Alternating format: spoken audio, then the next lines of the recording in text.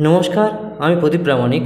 নবজীবন study সেন্টারের তরফ থেকে নেতাজি সুভাষ মুক্ত বিশ্ববিদ্যালয়ের সকল ছাত্রছাত্রীকে স্বাগত জানাই। এই মুহূর্তে যে সকল ছাত্রছাত্রীরা নেতাজি সুভাষ ওপেন ইউনিভার্সিটি থেকে এডুকেশান নিয়ে এমএ করছেন, তো আপনারা আমাকে মেসেজ করছিলেন দীর্ঘক্ষণ ধরে যে এডুকেশানের ফার্স্ট ইয়ারের কিংবা সেকেন্ড ইয়ারের যে অ্যাসাইনমেন্ট হচ্ছে সেই অ্যাসাইনমেন্টের অ্যান্সার শিট দেওয়ার জন্য। তো আমি আপনাদের কথা দিয়েছিলাম সেগুলো নিয়ে খুব তাড়াতাড়ি আপনাদের সামনে চলে আসব।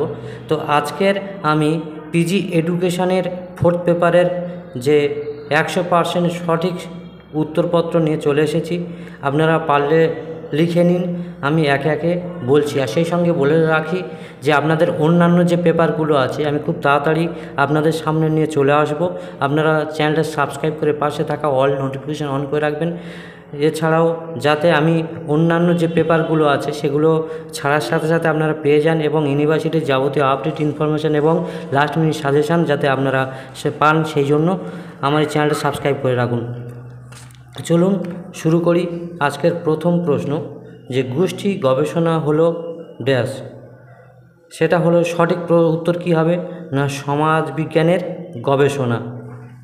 পরের প্রশ্ন, একজন গবেষক তার এলাকায় কোভিড-19 আক্রমণে যে আক্রান্ত ব্যক্তিদের নিয়ে গবেষণার আগ্রহী, এক্ষেত্রে নিচের কোন নমুনা পদ্ধতি সবচেয়ে উপযুক্ত হবে?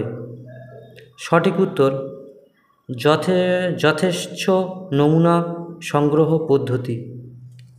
পরের প্রশ্ন আসছি, একটি বন্টনের গড় 51 এবং সমচ্যুতি 3, একটি ছাত্রের ROW 40 হলে ছাত্রটি অবস্থান হবে ড্যাশ। এর সঠিক উত্তর হবে গড় এর থেকে 1.67% কম। পরের প্রশ্ন আসছি, যদি MCAN হয় 40, মিডিয়াম হয় 42 এবং SD হয় 1, তবে স্কিউনেস কত হবে? এর সঠিক উত্তর হবে 6। পরের প্রশ্ন আসছি, পুনঃপরীক্ষার দ্বারা যা নির্ণয় করা যায় তা হলো কি? সঠিক উত্তর হবে নির্ভরযোগ্যতা। পরের প্রশ্ন আসছি, একটি যে পারদর্শিতার পরীক্ষায় অল্প সংখ্যক শিক্ষার্থী কম নম্বর পেয়েছে, এক্ষেত্রে বিন্যাসের যে প্রকৃতি হলো একটি নেগেটিভলি স্কোর্ড, অর্থাৎ বিন্যাস। এর পরের প্রশ্ন আসছি, যখন বিভিন্ন ধর্মীয় জনগোষ্ঠীর নমুনা সংগ্রহ করা হয় তখন কোন পদ্ধতি ব্যবহার করা হয়? সঠিক উত্তর স্তরভুক্ত নমুনা সংগ্রহ পদ্ধতি। পরের প্রশ্ন আসছি, সবথেকে স্থায়ী পরিমাপ পদ্ধতি কি? সঠিক উত্তর সমক বিচ্যুতি। পরের প্রশ্ন, যখন কোনো নির্দিষ্ট হাইপোথিসিস বিবৃত করা হয় তখন পরীক্ষা করা হয় কি?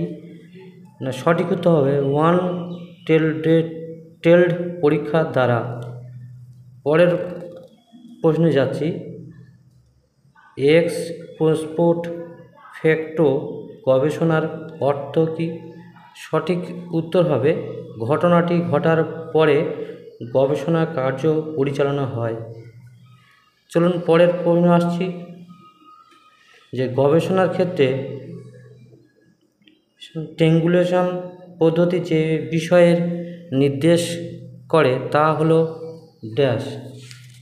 তাহলে এর সঠিক উত্তরটা কী হবে? এক্স এবং ওয়াই চালকের মধ্যে ধনাত্মক সম্পর্ক আছে, এর অর্থ কী? এর সঠিক উত্তর হবে এক্স অ্যান্ড ওয়াইয়ের একই দিকে পরিবর্তন ঘটে। চলুন পরের প্রশ্নে বলি, নিচের কোনটি নির্ণায়ক পরিসংখ্যানের সঠিক উত্তর হলো অ্যানালাইসিস অফ ভেরিয়াস। চলুন পরের প্রশ্ন আসছি, নিচের কোনটি বিন্যাসের প্রকৃতি মৌলিক স্কোরগুলি বিন্যাসের আকারের মতো একই রকম। সঠিক উত্তর হবে সিগমা স্কোর। পরের প্রশ্ন আসছি, নমুনা থেকে প্রাপ্ত পরিমাপকে বলা হয় ড্যাশ, সেটা হচ্ছে স্ট্যাটিস্টিক। পরের প্রশ্ন, পরিসংখ্যানের সিদ্ধান্ত গ্রহণের সময় টাইপ 2 ভ্রান্তি ঘটে যখন আমরা ড্যাশ। সঠিক উত্তর হবে কি ভুল নথি প্রকল্পকে গ্রহণ করি। আমি এই পর্যন্ত উত্তর রাখছি। আমি খুব তাড়াতাড়ি আপনাদের 1, 2 এবং 3 পেপারের উত্তর নিয়ে আসছি।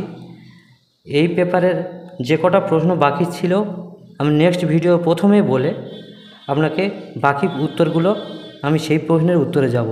অর্থাৎ আমি এরপরে যে 2, 3 পেপারে যখন আলোচনা করব তার আগে অ্যান্সারটা আমি বলে দেব, তারপরেই আপনার সেই পেপারে উত্তর বলবো। অর্থাৎ আপনি নেক্সট ভিডিওর জন্য অপেক্ষা করুন, চ্যানেলটা সাবস্ক্রাইব করে রাখুন, আপনি সব পেয়ে যাবেন। ধন্যবাদ, ভালো থাকুন, নমস্কার।